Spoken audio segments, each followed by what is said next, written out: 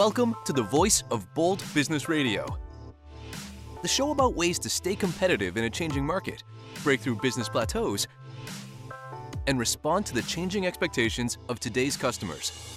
Your host, Jess Dewell, is a rapid growth entrepreneur, consultant, and business advocate with a 20-year track record of business excellence. She candidly discusses how to achieve your growth strategy and realize your company's unfulfilled potential.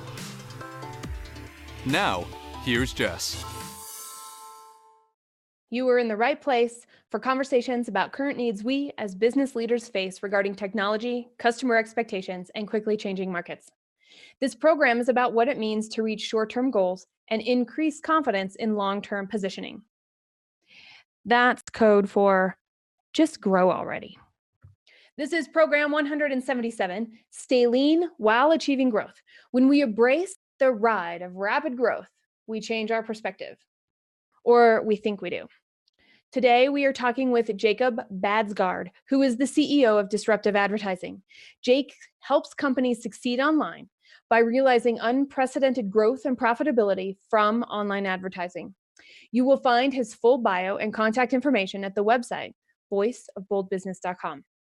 Before we started recording, we were talking about things and the word stability came up. And my ears perk up. And they perk up because we've got this concept of growth means stability or income means stability. And does it really? And here's the thing, Jacob, and I'm going to start calling him Jake now. Jake has gone from one person to over 120 people. And here's the scoop. He was using the word stable as, all right, we're here. So Jake, I want to know, how are you using this word and what does it mean for you and your value placement within the growth of disruptive advertising?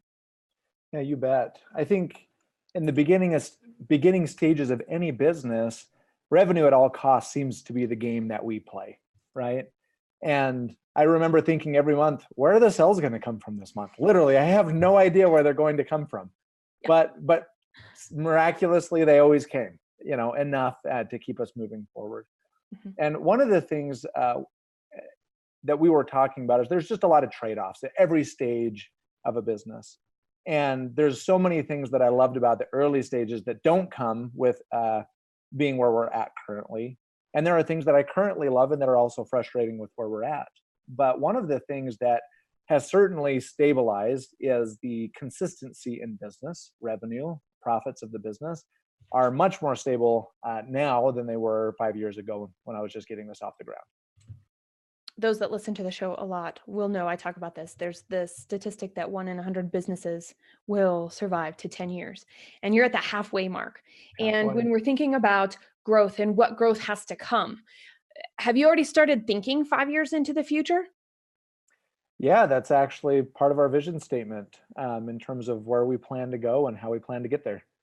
Were there times when there wasn't, that you weren't very clear and that growth struggled compared to times that you were really clear?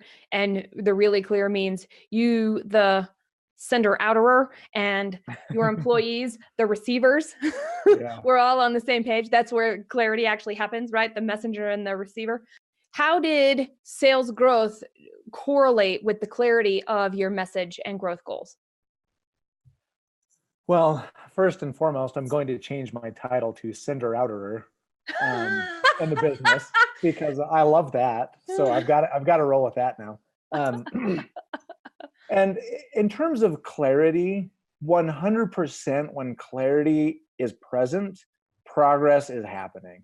When there is not clarity, it is certainly not happening as well as it should. And one example that I would share with you is the reason why I even started a business and how that's been incorporated into my business to make sure that others have clarity for their growth and progress. A few years after college, into my career, sitting down for an annual review and kind of getting the scoop on, what percent raise I'd be getting that year, and them trying to make me feel great about myself and wanting to continue working there, and realizing, oh, geez, I just remember thinking I can work at level X and get compensated level Y, or I can work at level 10X, which is what I had been doing, and my numbers were backing it up, and get compensated like 1.1Y. And And that was where I realized I just needed some more freedom to grow at the pace that I wanted to grow, and to have that reciprocated, at least to some degree, right? Mhm. And that was one of my aha moments that caused me to eventually break off on my own and start a business.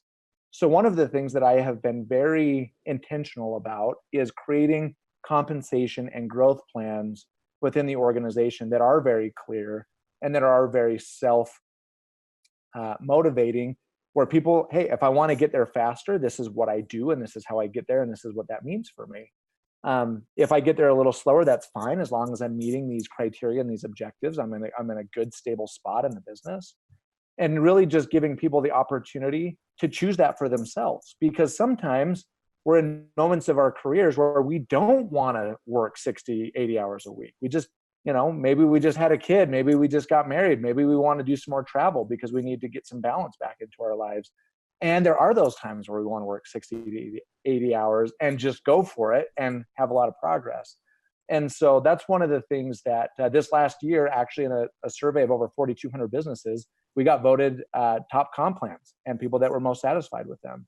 And that is something that we've done differently, and giving individuals that clarity has been a big reason for our success.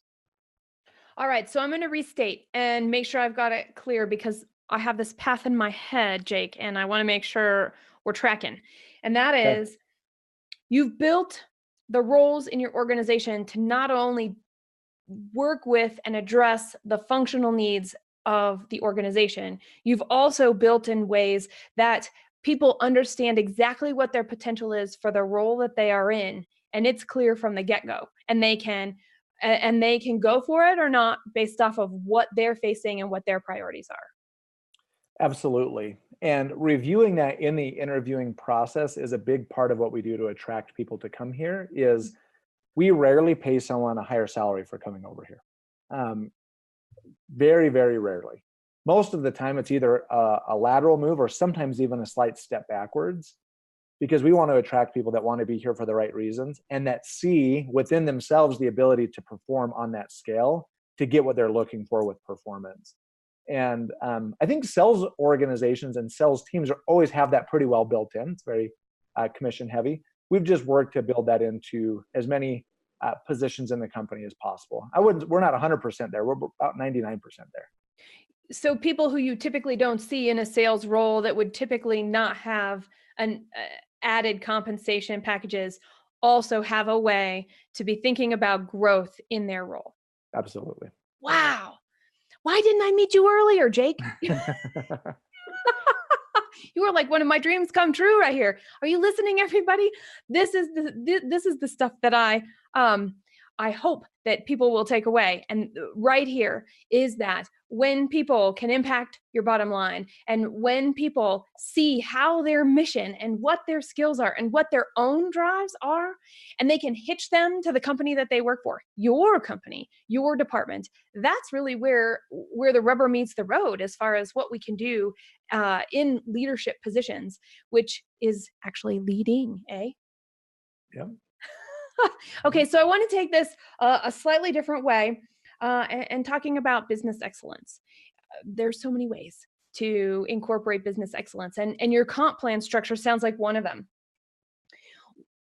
When you got past this 3-year mark, right? You were like, "Ooh, and I'm guessing on the number, but there's a time where you're not worried about keeping the lights on anymore. You're worried about how do we sustain this and grow this, right? That Yeah. moment in time.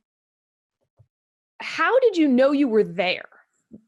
Can you name a couple of things that you knew you were there, so that those are like those people who you might be closer than you think, and those that just went back, have just passed it, they're like, oh yeah. And those that are 5 years or farther down the path, they're like, oh, it's so clear now. I remember like it was yesterday. Yeah, there are definitely a couple of things that sprung to mind for me. And one of those was our ability to move past me selling everything, right? And not only moving past that, but getting to the point where, quite frankly, I wasn't involved in almost any of the sales part of the business. And that is for any business that's just getting going, it's very founder driven.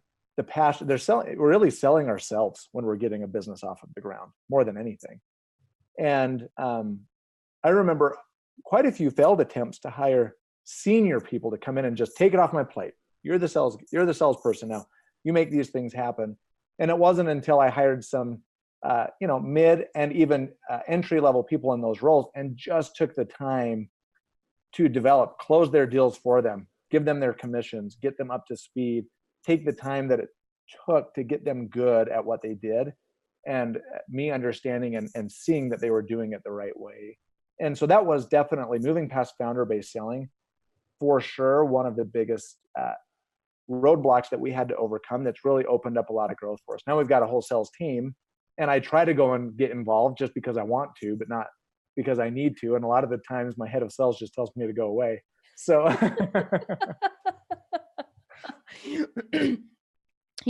that's a double-edged sword, because they're telling you to go away because they know you.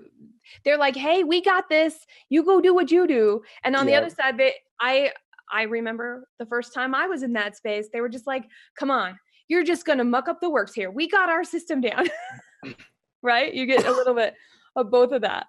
Definitely the latter. Oh, I like your team. I like whoever's leading your sales department already. That's fantastic. And when you took the time, you said something that I thought was really profound, and to reflect it back, that you were willing to spend the time that it took to figure out what the roles look like as each new role came on board. And I think that that's pretty interesting. There's a lot of people here in my organization that now we didn't have it defined, but we knew more or less what we were trying to accomplish. And part of it was, are you ready to come on and help me figure out what this is so that we can define it together? And that's been a big part of what we've done in a lot of the situations where we figured it out for the first time and developed the pattern and the system for moving forward. And so I've got a lot of great people that have helped me work through those as well. That sounds like more than collaboration, cooperation, to figure out what that secret sauce is, if you will, what that, what those sweet spots are for who we're looking for, how are they going to excel, and what do they bring to the table from the beginning. Yeah. And, there's a couple of people. We went from one example of that would be, even in our sales team, we moved from the salesperson does everything from screening the initial lead to closing it, to more of a setter closer model. And I remember the first setter that we hired, and I said, I have no idea how this is going to work. You want to figure it out with me? And now he's one of my senior closers on the team, and just grateful for people that are willing to take a chance and figure it out together. When you first decided, the decision was made, we're going to split this apart and have the setters and the closers.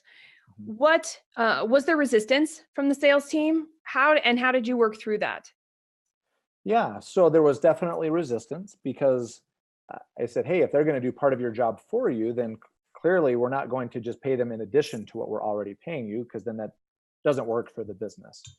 And so for people to let that go and say, if I can just be set up with good appointments every day that are already well qualified and ready to talk, I can close more and make more money, even though it might feel like I'm making a little less on each deal because they were, right? Yeah. And so there was definitely some resistance there. However, not a lot, because I think we have a lot of trust in our organization where everybody knows that we're looking for win-wins. So I'm never looking to just make it a win for the company or for myself as the owner. It's, now, how do we truly make this a win for everybody? And I think that there's a lot of trust between us that we'll figure that out, and that no one's really looking to take advantage of the situation. Right. So the behaviors that are being taken, the actions that are coming up, the walk is being walked, if you will. Yeah. That's interesting. I know, this is also, I know we're talking about the sales team here, but this is also switching from founder selling to team selling, right? When it comes off the founder's plate, it's the same kind of thing. There's a resistance there. So there's definitely a monetary and a compensation piece. There's also but I'm really good at that. But this is a little bit how I define who I am. But this is how I know where my place is in our organization. And it sounds like you did it in such a way that it didn't feel like, some magician was going to come by, or somebody with fast hands to rip that tablecloth off and let the table still be set underneath it. It was more of a, here is what's happening and this is our goal. And actually going back to that clarity piece, to get to the growth we want, this is a change that must be made to scale you, to scale your strength. Well, and I would also add to that by these were not directives coming from me and only me. These are things that we figured out together. And so we were already kind of bought into that process together as well. That way, it's not just what Jake's asking and what he's telling us that we need to do. It's no, we sat in a room together. We thought through the pros and the cons, and we settled on the ones we both felt the best about. Now we're going to test it out and we're going to make it work. And if it doesn't work, then we'll come back to the table. Oh my gosh. Experiment, try, be willing to be wrong. I think those are inherent pieces of what that means. Walking the walk, taking the right actions, doing something in the sense of, hey, I'm not the only one here, and including what other people are looking for and what they see as being the most beneficial to expand the area that they're working in for disruptive advertising. I think this is fabulous. So now with over 120 employees, Jake, there's this sense of culture that we're already seeing that you've articulated, and growth is still a big part of that. So how does having a strong growth strategy impact or affect the behaviors that you take to also maintain that strong core culture?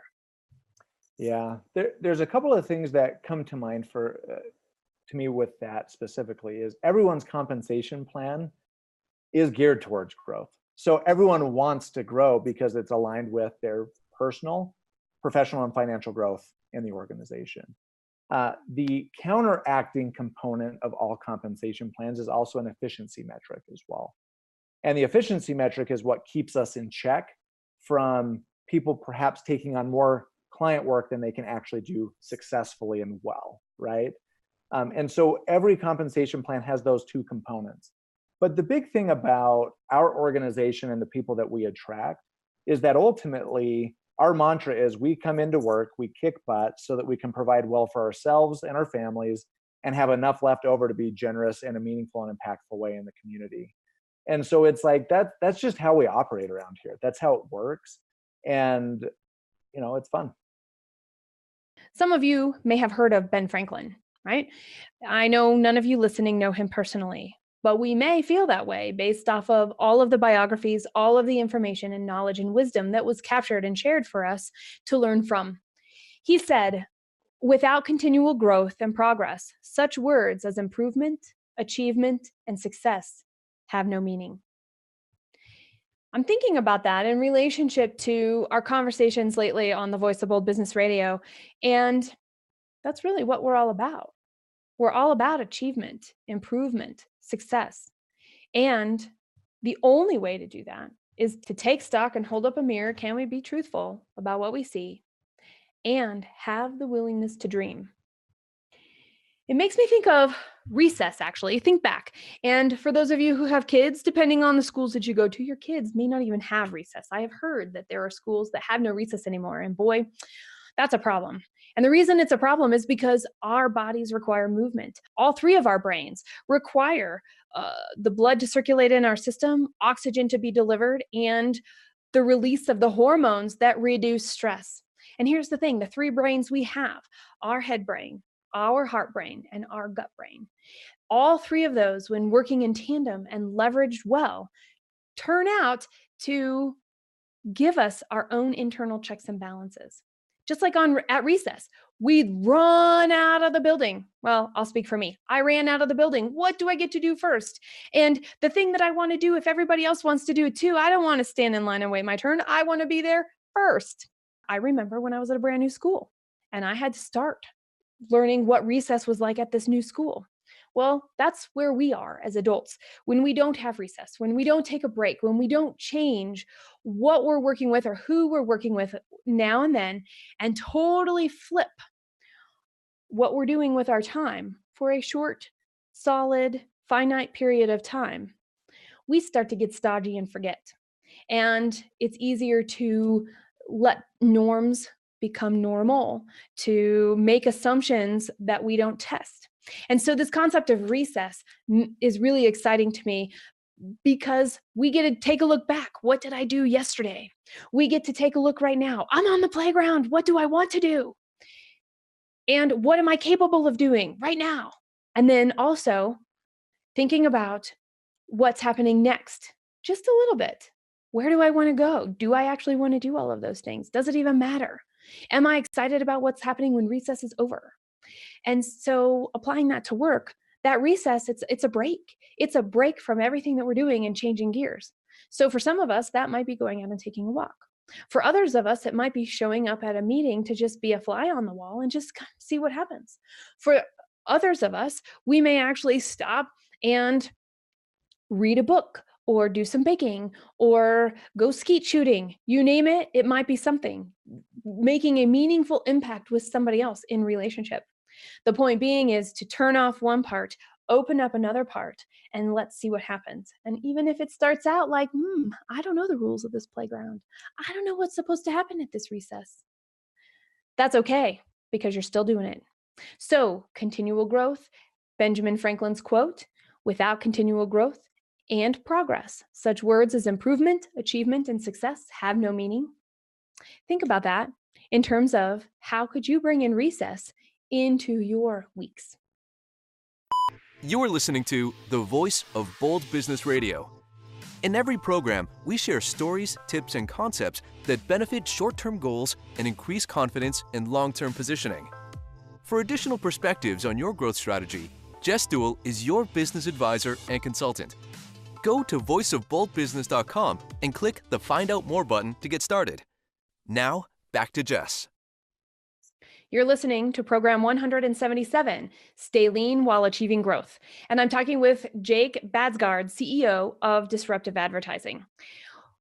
This conversation about staying lean and achieving growth became clear in Jake's first answer about how the comp plans work and how effective that is, not only from being growth-oriented, also from an employee satisfaction perspective as well.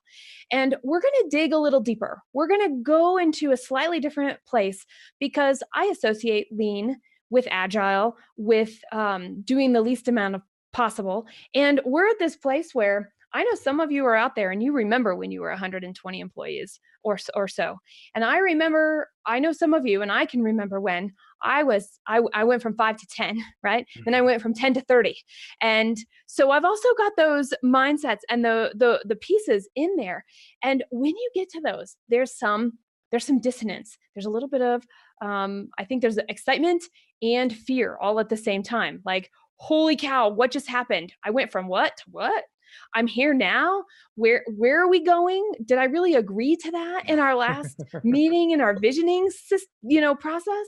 And when the answer to all those things are yes, then we have somebody like Jake here to learn from. So I'm curious, Jake, how do you nurture yourself as a leader in such a way that you're continuing to develop yourself to grow as your company grows, but also to recognize where your blind spots are so that you can remove limits that come with the boundaries that we place on ourselves as leaders? Well, let me share how I've learned by doing it the wrong way and some things that I've learned as I've tried to course correct with that. And so I look back to the first, I would say 2.5 to 3 years of the business. I was working way too much and sleeping way too little, and completing my complete self-worth as a human being was, if the company wasn't growing, I was a bad person.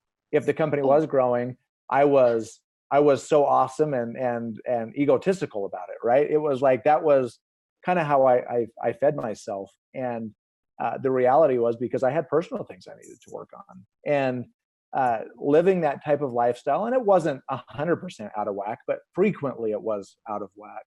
And it wasn't good on my marriage. It wasn't good on my relationship with my kids. It wasn't good for my individual health. And the motivations were just different, right? They were fear driven. They were scarcity driven. It was just a lot different.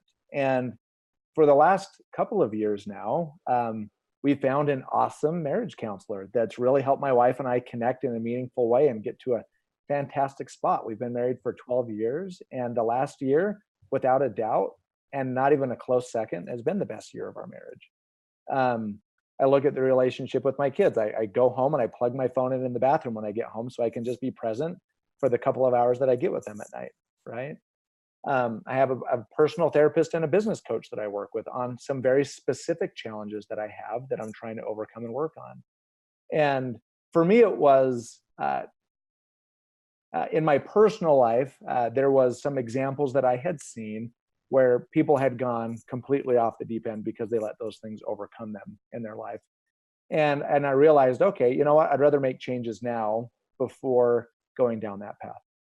And it was really just developing the courage to not be fearful about just showing who I am to the world, right? Good and the bad, the pros and the cons, the strengths and the weaknesses, and then sincerely looking for help in the ways that I needed it. And so those are the ways that I struggled early on for quite a while. And more recently, I found a lot of that balance where it was funny because not everyone here knows exactly what I'm doing to work on myself that way. And I remember in a one-on-one with someone, they're like, "Man, you just feel like a lot more stable than you used to." And I'm like, "Okay, thanks." Like, I'm glad that that's coming across. Isn't that amazing? So that's awesome reflection back. The work that you're doing is seen by others, which of course is impacting their work too. So I find that fascinating. I was talking with Abigail earlier. She was on the show immediately previous to you, and I was sharing that I will walk around my kitchen while I'm making dinner, and by the time I've got all the ingredients on the counter at the end of the day, sometimes I'm shorter and I'm hunched over, and all of a sudden all that chatter starts, and I'm like, "Oh, look, the chatter's here. I'm either really on to something or I really need to see something. Which is it going to be?" And willing to spend the rest of the time cooking the meal and preparing things to just sit with that and Yeah. be willing to know I've got something happening. I'm not sure why it's happening. I'm not even sure it's valid at this point. None, that's okay because it's here now. And how can that be used? And I know, I know when it comes to confidence, I got a lot in a lot of areas. Every once in a while, when those little chattering voices show up, somebody once said to me, what did they call it? I can't even remember, so it doesn't even matter. But it's one of those things where when we can recognize that, we can reprogram. And I'm guessing you've also done then a lot of reprogramming of what activity looks like, what behaviors look like, what your priorities are. Is there anything that stands out with one of those or some other place that you're like, "Yep, and I'm proud of it and I want to own it"? Well,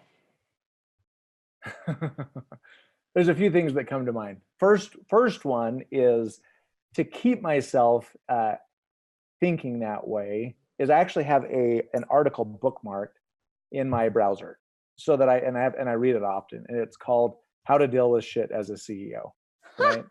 And the premise of the article is, okay, if all the worst case scenarios that you're worried about actually happen, what does that look like? Define it. Actually, like, what is that? And so I kind of go through those scenarios in my mind. And then the article is, and even if that all happened, you'd still be fine. Right. And it's that assurance of not operating from a place of fear and saying, you know what, if I needed to live in an apartment with an old, my Honda Accord that I had with 250,000 miles on it again, I could be just as happy as I am today. And I could work to build something again. And so that's one of the things that I think has been the difference maker. And that's the area that's given me a lot of confidence that I feel like that I can own that, right? The other thing that comes to mind that is a pro, some people see it as a pro and some people see it as a con, is I am told that I change my mind way too much. And it's frustrating for some people in my organization, right? And I just own it. You know what? Yep, I do change my mind a lot. And I'm going to continue to change my mind a lot. And maybe there's better and healthier ways to progress through change, but that's who I am, right? I'm not the type to stay in one place for very long. There's always a better way to move forward and do something differently. And so that's the, your last question. That's the part that I'll just own. The good and the bad that comes with that. Okay. I changed my mind. And you know what? I heard that and I'm like, well, me too. It just means I get to make more decisions. Yep. But and isn't that great? And I also change my mind a lot. And I look at it as a perspective of, well, sometimes we have to decide fast and decide often, just like we have to fail fast and fail often in certain situations to actually get to the nut of what's trying to be accomplished. And that part, so there's a strength in that, as frustrating as it is for other people. Although I'm also going to then bring up this other piece, right? So let's bring up confidence and fear. They're two sides of the coin. And so we can be really confident or even passionate about, let's go with passionate about something. And on the other side of that coin is fear. And walking the edge of both is incredibly hard. And we're never able to do it all the time. I don't know. I'll speak for me. I have never been able to do it all the time. And so as I find myself in the place of, excitement without breath, that fear side, how do you get back to that line where you're toggling and aware of the known and the unknown, the excitement and the fear piece of it? I would come back to and if all the worst case scenarios happen, it's still going to be okay. Right? To me, that's how I have to check myself. Is I've got that article that I reference. The other thing that I've done is I have a very detailed, what I refer to as a painted picture, where I've described the type of person that I am 3 years from now in detail with dates. And as a third party observer, this is how I view myself interacting in the world and my relationship with self, spouse, kids, work, and those types of things. And I read that. And I remember that a lot of the things that I'm stressed out about and that give me that fear, they don't even fall on this painted picture, right? Like they're not even that relevant to becoming the type of person that I want to be. And so those are kind of the two exercises that I'll use regularly to get myself back in check. And to have them, an article to reference and this future self that you're describing from the outside, that's amazing. That makes me think, okay, so you do a lot of self-work and you do a lot of looking at where you're going as a person in addition to where you're going as a company. Are there, in addition to the how to deal with shit as a CEO, are there other resources or a favorite book or something like that you would say, this has really helped me and this is very useful as I'm working with all of this growth and all of the amazingly crazy that comes with it? Yeah, for me and my personality, I'm the type that I love to listen to books on Audible. I usually listen to at least 2 or 3 a month. And very, very rarely do I listen to a book twice. And there's only one book I've listened to 3 times. Ooh. And that book is Essentialism by Greg McKeown. Mm-hmm. And each time I have read that book, I have made a meaningful change in my life after reading it that has stuck, not just a temporary one. Wow. So it moves you to action every single time. It's so far, its vibrational wavelength is matching where you are and saying, yep, now I know how to up-level myself. Yep, now I know. Yep. And for a guy that changes his mind a lot and that goes in a lot of different directions, as you might imagine, essentialism helps me kind of keep that back in check and in focus. And is that the one with the 2 circles on the front with all the squiggles on? Oh, I don't know if you see the picture in Audible as you're selecting it, but that is the one. I was going to say, I'm like, wait a second. It's somewhere on one of my shelves, in fact. Yeah. Yes. The same thing. I'm like, ooh. Now, anybody can ask Scott, who's here with us during this recording, and Eva and anybody else on the team that works on the Voice of Bold Business Radio. They will tell you, I also change my mind a lot. And I have no doubt that I drive them up the wall. And the thing is, I call it spaghetti. I'm like, people, you have to tell me when I'm throwing a little too much spaghetti around, because I like to, some of it's what sticks, but some of it's also, I can't quantify this. And you said something and you said something and I heard something and there's something here, but we got to figure out what to do.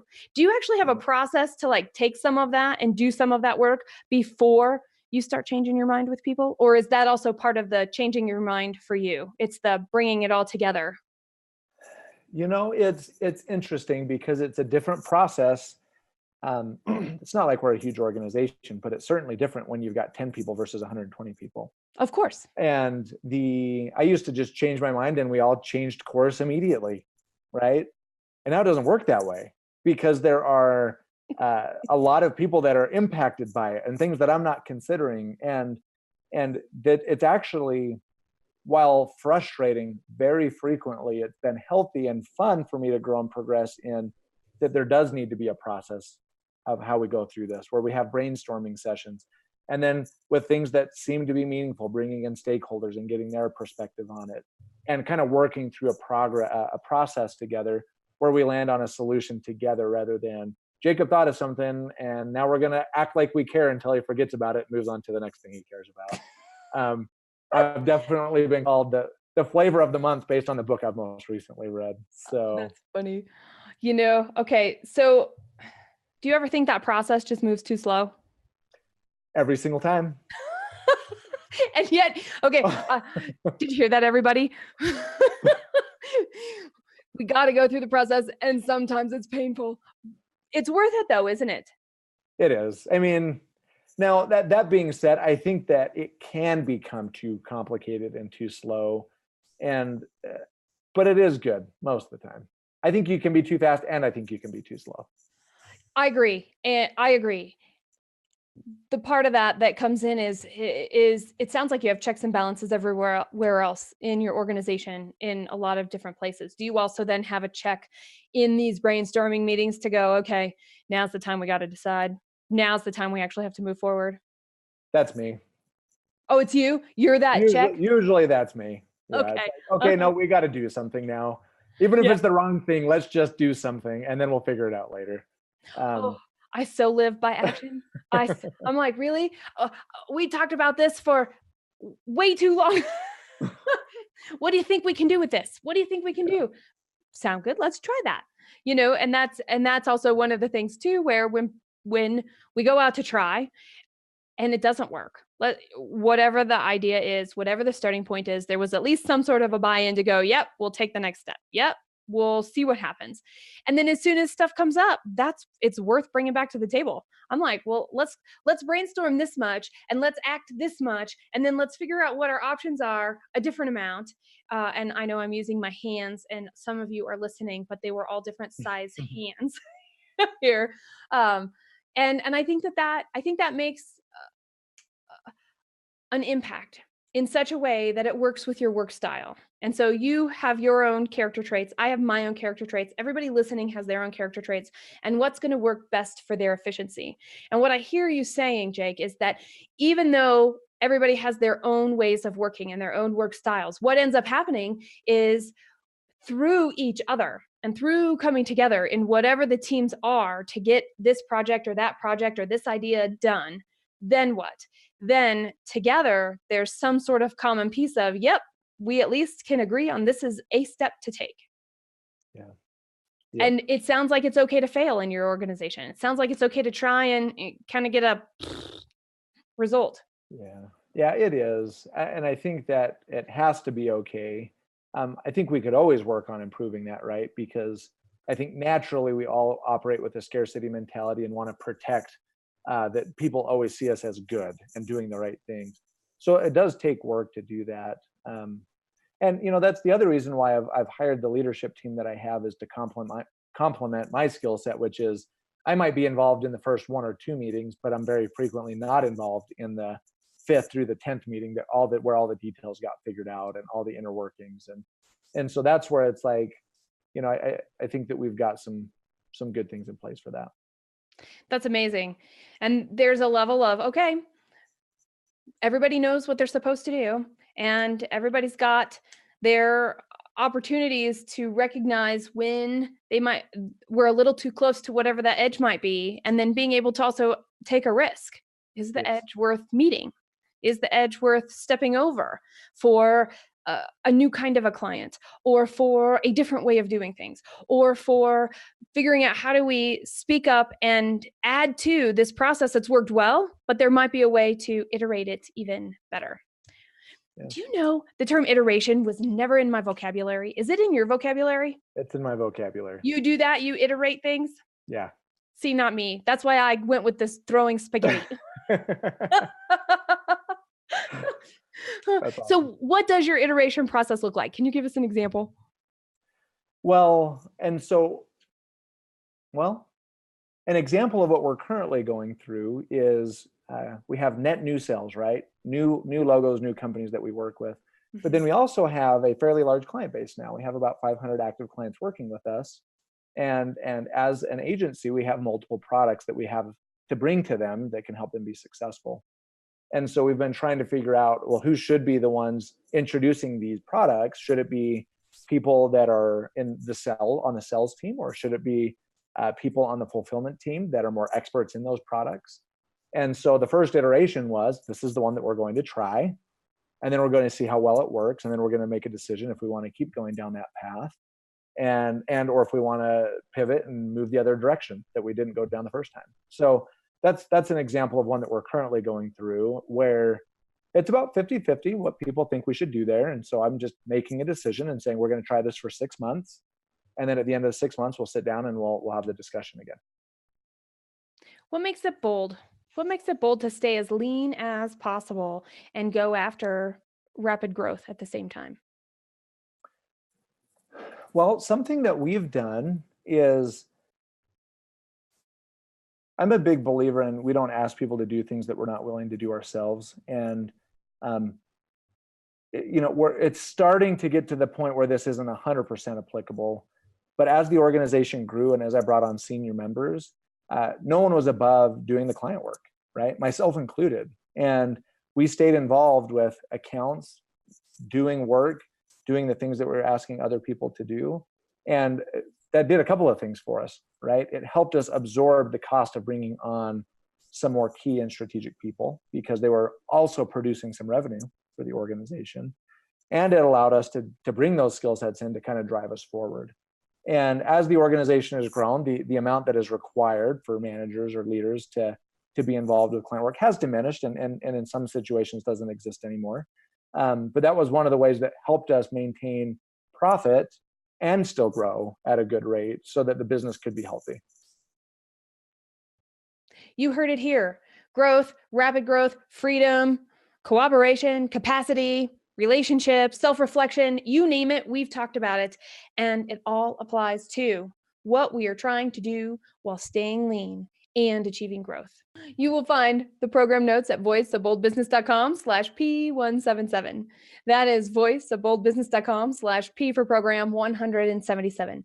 You may also search the site, Stay Lean While Achieving Growth. Keep this conversation going. It's your turn to add to the dialogue. Whether you're listening on iTunes, iHeartRadio, YouTube, or one of the other listening platforms that we do distribution to, rate us, leave us a comment, use #VBBRadio, because it's what you can learn from our experiences talking on this show, as well as what we can learn from your experiences that are going to be takeaways that can practically help us in the situations that we find ourselves in every day. We want to know, how do you stay lean while achieving growth?